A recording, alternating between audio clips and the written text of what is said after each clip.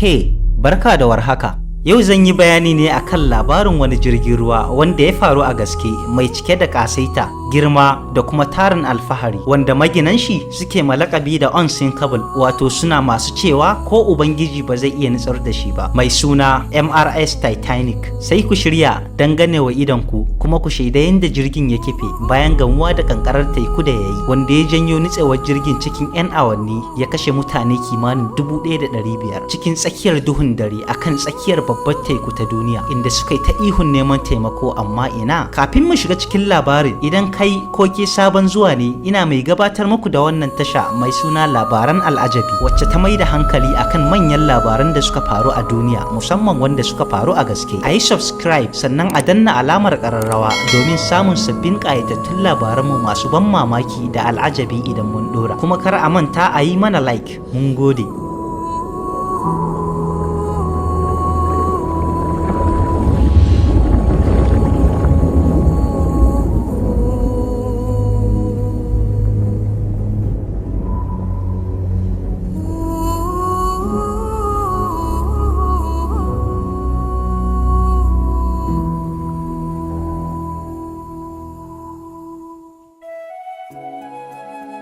Wannan shi ake kira da MRS Titanic, jirgin ruwan da ya fi kowane jirgi girma, kasaita da kuma isa a shekara ta 1912. Har ana mai lakabi da Millionaires Special, wato jirgin masu kuɗi, wanda aka gina shi karkashin wani katafaren kamfani mai suna Harland and Wolff. To, kamar dai yadda aka saba, jirgi ne mai tafiye-tafiye ƙasa zuwa ƙasa a nahiyar Turai. Wata ranar Laraba, wato 10 ga watan Afrilu shekara ta 1912, inda jirgin yake shirye-shiryen ɗaukar fasinjoji daga Southampton, Ingila zuwa New York, America. Wannan shine Jack, mazaunin America, tare da abokinsa suna yin caca ne ga duk bangaren da suka ci za su samu tiket na hawa jirgin zuwa America. A wani bangare kuma attajiran masu kuɗi su ma suna ta hawa jirgin, ciki har da wata kyakkyawa mai suna Rose. Tana tare ne da babarta da kuma wani babban ɗan kasuwa wanda zai aure ta mai suna Billy Zane. Bayan gwabzawa da aka sha, Jack da abokinsa suka samu nasarar cin wannan tiket, amma kash, lokaci ya ƙure, saura minti 5 kacal jirgin ya tafi. Nan suka ruga da gudu, ko cekin ɗin da ake yi ba su yi ba, suka samu suka shiga cikin jirgin. Jirgi ya shirya tsaf, ya fara tafiya, kowa da kowa na yi wa 'yan uwansa bankwana. Shi ma Jack da abokinsa suna ta ɗaga wa mutane hannu duk da ma ba san kowa ba. Kamar haka jirgin dai ya ɗau aniyarsa ta tafiya America daga Ingila. Titanic jirgi ne mai girman gaske wanda babu irinsa a wancan lokacin, wanda in ya tsaya kusa da abu duk girmansa sai ya zama karami, kuma cikinsa akwai bangaren masu kuɗi da masu karamin karfi, kamar inda Jack da abokinsa suke. Nan suka shiga neman lambar ɗakin su har suka nemo shi. Nan shine bangaren masu kuɗi, inda su Billy Zane da wacce zai aura Rose da kuma iyayensu suke. Yamma ta yi, jirgi yayi nesa da bakin gaba, yana tsakiyar teku. Wannan shine kaftin ɗin Titanic mai suna Edward Smith, tare da mai taimaka masa, inda ya umarce shi da a ƙara wa jirgin gudu ganin an yi nesa da bakin gaba. Nan shine bangaren masu tuka jirgin, suna kokarin ƙara masa wuta. Haka dai jirgin ya fara gudu yanda ya kamata cikin teku, har Jack da abokinsa suka fito don gane wa idansu, inda suna masu hangen manya-manyan kifaye na biye da jirgin. A lokacin cin abinci ne bangaren masu arziki muka hango mamallakin jirgin mai suna Joseph Bruce, tare da manyan masu kamfanoni na duniya, yana mai basu labarin yanda suka gina jirgin. Kuma mun hango Rose na kokarin kunna hayaki, inda Zane ya kwace yana mai mata nuni da baya so. Nan ta tashi cikin haushi ta fita. Can kuma Jack yana can yana yin zane-zanen da ya saba na mutanen da bai ma sani ba. A nan ne ya fara ganin Rose daga sama, can bangaren masu kuɗi, ta fito cikin bacin rai, ita ma ta kalle shi. Nan har Zane ya zo wurinta. To, abinda ban faɗa muku ba shine Rose dai ba ta son Zane. Abinda ya faru shine mahaifin Zane wani hamshakin ɗan kasuwa ne, ita ma Rose mahaifinta babban ɗan kasuwa ne, amma kash, kasuwa ta juya mai baya, inda har mahaifin Zane ya bi shi bashin kuɗi masu yawan wanda ba zai iya biya ba. Shine dalilin da yasa aka yi yarjejeniya cewa Zane zai auri Rose a maimakon biyan bashin babanta, wanda har ya riga ya mutu. Bakin ciki yayi bakin ciki, Rose kawai ta yanke shawarar za ta kashe kanta, ta nufi hanyar waje da gudu da nufin fadawa cikin ruwa, inda aka yi sa'a Jack yana wurin shi kadai. Nan ya ji gudunta, sai ya duba ya ganta, sai ya taso don ya gane wa idonsa. Nan ta dosi gabar jirgin gadan-gadan don ta fada cikin ruwa, har ta hau kan karfen za ta fada, sai ga Jack nan yana mai ce mata kar ta fada, ita kuma tana ce mai ya tafi ya bata wuri ta fada abinta. Nan dai da dabara Jack ya shawo kanta da kalamai masu daɗi har ya ce mata shi ma zai fada idan ta fada, ya cire kayansa shi ma har dai ta yarda ta fasa fadawa. Yana kokarin ɗauko ta ne sai ya faɗa mata sunan shi, ita ma ta faɗa mai sunanta, kawai sai ta taka riganta santsi ya ja ta zami. Nan fa ta yi ƙasa za ta fada, sai ta fara ihu tana mai kiran taimako, sai masu gadi suka ji suka rugo don su ga me ke faruwa. Da zuwan su ne suka ga wani abu daban inda suka zarge shi da yin abun da ba daidai ba, ita kuma ba damar ta ce kashe kanta ta zo yi ya taimake ta. Suka kama shi aka kira Zen ya zo suna ta zargin sa, sai ta yi masa magana cewa taimakon ta yayi yayin da ta yi bacci akan benci ta faɗo, amma ba abin da yayi wanda ba daidai ba. Nan dai suka yadda suka kwance shi har za su tafi, ta ce mai ya kamata ya gayyace shi cin abincin dare washe gari don taimakon ta da yayi. Mun hango Zen yana ma Rose kyautar wani diamond mai tsadan gaske. Washe gari muka gano Jack da Rose suna tafiya suna hira, inda yake ba ta labarin shi bai da kowa kuma bai da komai tun yana karami, ita kuma tana mai yi mai godiya da abin da ya yi mata na taimakonta da yi jiya, kuma ta ce mai da ba ta da wani fata amma yanzu ya ba ta karfin gwiwa na yin rayuwa. Suna ta hira dai har Jack ya yi mata wata tambaya da ta bata mata rai, inda ya ce mata shin kina son Zen? Ranta ya ɓaci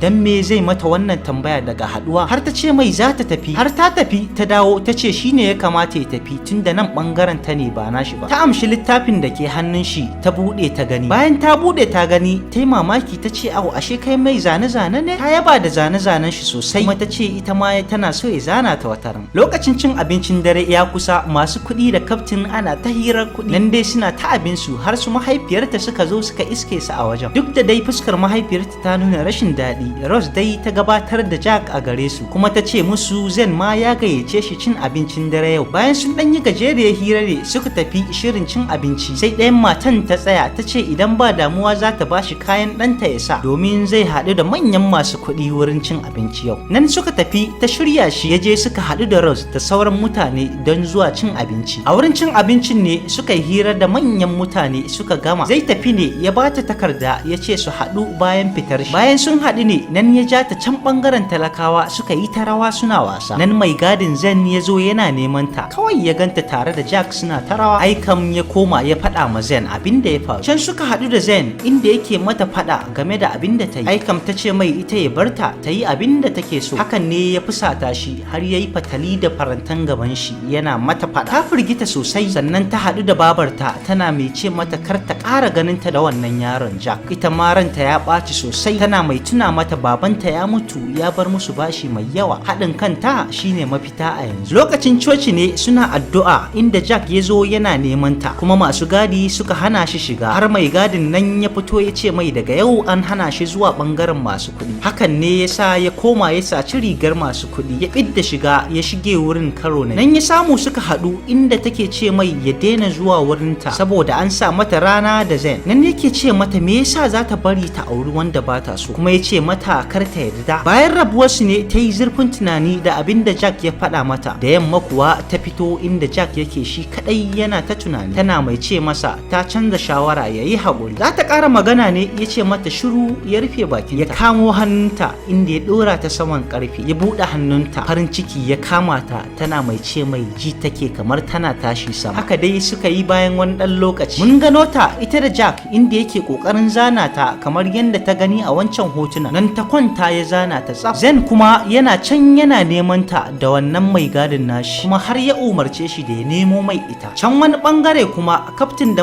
mataimakinsa suna ta hira inda yake ce mai shi zai je ya kwanta, sannan kuma ya umarce shi da a bar gudun jirgin kamar yadda yake haka. Suna cikin ɗakin ne kawai sai mai gadin nan ya bugo kofa inda ta kama hannun shi don su gudu. Bayan ya shigo ne yana neman su ya bi su, bayan sun fita Aikam suka ruga da gudu ya bi su suna ta gudu har suka tsere mai inda suka shiga bangaren masu tukin jirgi. Masu tukin ne suka ce musu me suke yi a nan, suka ƙara rugawa da gudu. Nan suka ga wata ajiyayyar mota suka shiga ciki. Bayan wani ɗan lokaci ne sai ga masu gadi suka zo neman su. Nan suka ga alamun su suka duba amma ba su ga kowa ba. Suna tsaye ne wanda wasu ma'aikata guda biyu masu alhakin kalle gaban jirgin suna ta kallon su. Ba su ankara ba sai suka hango wata katuwar kankara a gaban su inda suka rikice suna masu kada ƙararrawar kai sa. Nan suka kira waya suka sanar. Sai gudu aka fara ƙoƙarin rage gudun jirgin da kuma canza mai direction har suka sa mai reverse, amma gudun jirgin da yake yayi yawa. Duk da kokarin da suka yi sai da gefen jirgin ya bigi kankarar. Nan fa matsala ta faru, ruwa ya fara shigowa cikin jirgin ta kasan shi. Aka umarci masu tuki da su fice daga wurin, yayin da mataimakin kaftin ya kulle wurin har da wasu a ciki. Abu kamar wasa, jirgi ya tsaya cak. Kaftin ya fito ya tambaya, aka faɗa mai abin da ya faru. Bangaren masu karamin karfi kuwa tuni ruwa ya fara shigowa. Jirgin dai yanzu haka yana tsakiyar teku, ba gaba ba baya. Shi kuwa Zen yana can yana neman Rose, su kuwa wasu ma wasa suke da kankaran, da alamu ba su san me ke gaban su ba. Bayan Rose sun ga me yake faruwa, suka ce wannan babbar matsala ce, suka koma don faɗa wa babarta. Shi kam Zen ya gama kulle yanda zai kala wa Jack sata na wannan diamond din. Bayan ya doso shi ne suka sa mai shi a cikin aljihu, suka caje shi, sai ga diamond a cikin rigar shi. Jack ya ce mata kar ta yarda, sharri aka yi mai. Nan suka tafi da shi suka daure shi. Captain da maginin jirgin ana ta analysis, yana mai cewa ruwa zai ta shiga cikin jirgin a hankali daga bangare zuwa bangare, kuma ya tabbatar musu cewa jirgin zai nutse kuma nan da awa 2 kacal. Captain ya tambaya fasinjoji nawa ne a cikin jirgin, ya amsa masa da cewa mutane 2200 ne a ciki. Zen kuma yana can inda ya mari Rose akan abin da ta, yayin da aka katse shi ana ce mai ya sa rigar ruwa saboda tsaro, inda ya ce ba zai sa ba, yana busy yanzu. Bangaren talakawa ma aka sanar ma da kowa da ya sa rigar ruwa. Captain ya sa a yi kiran taimakon gaggawa, ana ta kokarin kasa da jiragen kwale-kwale da za a sa fasinjoji ciki. Kowa ya sa rigar ruwa, wasu ma ba su sa ba dan ba su san me ke faruwa ba. Nan Rose ta haɗu da maginin jirgin, inda ta tambaye shi ya tabbatar mata cewa jirgin zai nutse. Wasu mutanen gaba ɗaya kansu bai kawo cewa jirgin zai nutse ba, duba da girman shi, kuma suna mai lakabi da unsinkable, wato ba zai taba nutsewa ba. Jack kuma aka sa mai ankwa inda ake gadin sa. Mai kiran waya ya zo ya ce ma kaftin masu kawo dauki sun ce za su karaso amma sai nan da awa 4. Hankalin kaftin ya tashi, mataimakin ya ce mai za su fara sa mata da yara ne kawai cikin kwale-kwale, inda ko saurara shi ma bai ba, ya ce to saboda ya san akwai matsala. Marasa kuɗi kuwa tuni aka kulle su, aka fara ƙasa da kwale-kwalen na farko, inda aka mai da hankali wurin kai sako wurin masu kawo dauki. Jack kuma ruwa ya kai har inda yake, nan mai gadin shi ya bige shi sannan ya bar shi a wurin a daure. Babar Rose da mutanenta suna kokarin shiga jirgin, da aka ce mata ta hau ta ce ba za ta hau ba. Yayi kokarin rike ta ne, ta tofa mai miyau ta tafi dan ceto Jack. Tuni ruwa ya fara shigowa bangaren Jack,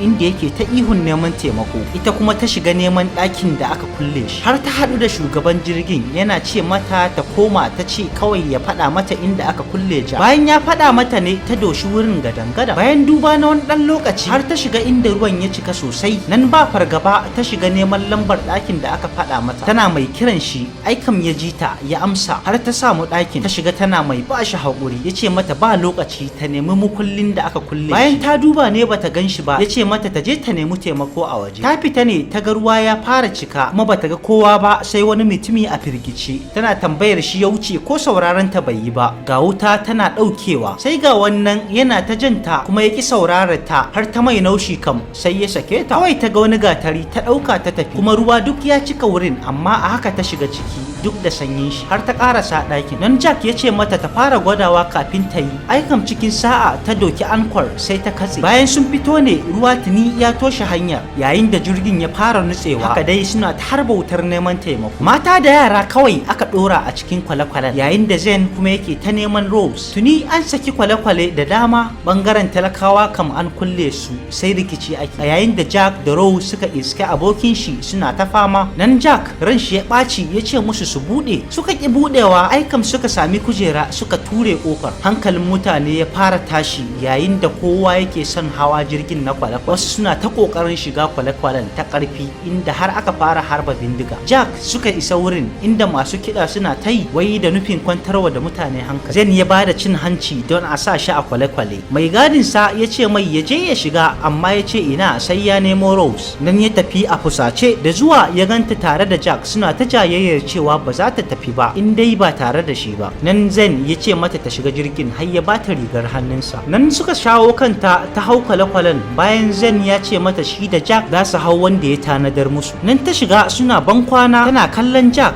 yayin da Zen ke raɗawa Jack ba wani kwale-kwale da zai shiga. Rose tana ta kallon Jack a sanye, inda kawai muka ga ta yi tsalle ta koma cikin jirgin ruwan, kuma ta nufi inda Jack yake da gudu. Nan suka ƙara haɗuwa suna masu rungumar juna, yayin da Zen ya fusata cikin ɓacin bacin rai ya ciri bindiga daga jikin mai gadin shi. Aikam ya nufe su da harbi inda suka gudu don tsira da ran. Sai dai kash sun koma can ciki inda ruwa ya shiga. Bayan sun buye ne inda suka ji kukan wani yaro suka tafi don su taimake shi. Sai dai ko ta ina ruwa ya shiga. Sai ga baban yaron ya rugo hankalin shi a tashe ya karbe shi na mai magana amma ina ya nufi inda ruwa ya zama ajalin su. Nan dai su ma suka ruga har suka makale inda kofa take a kulle. Sai ga wani ma'aikaci nan a firgice kamar ya tafi dai sai ya tsaya kokarin bude su. Aikam sai mukullin ya faɗi ya ce ina ya tafi. Jack ya yi ƙasa da ƙyar ya samo nasarar ɗauko mukullin ya buɗe suka fito. Mutane tuni kowa ya firgice yayin da ruwa ke ta shiga cikin jirgin, wasu ma har faɗawa suke yi. Zen ma ya je wajen wanda ya ba kuɗi nan ya watso mai kuɗin shi ya ce mai ba za su taimake shi ba. Wani ya yi tsalle, ɗaya daga cikin ma'aikatan bai san da ya harbe shi ba. Wani ma aka turo shi ya ƙara harbin shi yana mai mamakin kashe fasinja da hannun shi. Aikan ba zai iya jurewa ba ya juya inda ya bindige kanshi. Zen ya koma don ɗauko wani yaron da bai taimake shi ba sai da ya ga bai da wani hali ya ce shi ne baban shi kuma bai da kowa don a bar shi ya hau jirgin na kwale-kwale. Nan aka bar shi ya hau. Jack da Rose suna ta kokarin fitowa nan suka haɗu da mai jirgin yana mai cewa su yi haƙuri don bai gina jirgi mai ƙwari ba har ya bata rigar ruwa. Abin tausayi suka bar shi a nan. Kowa na ta kokarin tsira inda kaftin ya rasa me ke mai daɗi kawai ya nufi ɗakin gudanarwa ya kulla kanshi a ciki. Masu kiɗa kuwa suna ta yi basu daina ba. Yayin da kaftin da mai jirgin suna shirin mutuwarsu da wasu tsofaffin mata da miji tare da wata mata da yaranta biyu. Jirgi tuni ya fara gefen nutsewa inda kowa ke neman tsira. Na cikin falon jirgin ma tuni ruwa ya shishiga yayin da masu kiɗa suka haƙura. Kaftin kam tashi tayi inda jirgin su Zen ya kife. Aikam jirgin ya ɗaga sama, mutane na ta rugawa ta ɗayan ɓangaren. Jack